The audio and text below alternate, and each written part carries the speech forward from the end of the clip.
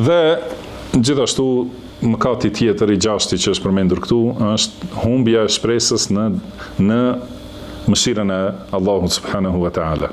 Pasi mëshira e Allahut është gjithëpërfshirëse, edhe njeriu e sheh çdo ditë mëshirën e Allahut.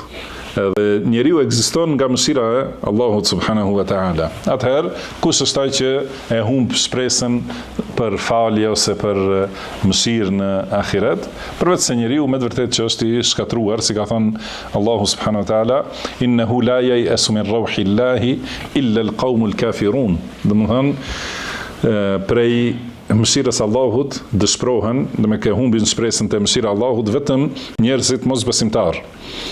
Po ashtu ka thënë وَمَنْ يَقْنُطُ مِنْ رَحْمَةِ رَبِّهِ إِلَّا الضَّالُّونَ.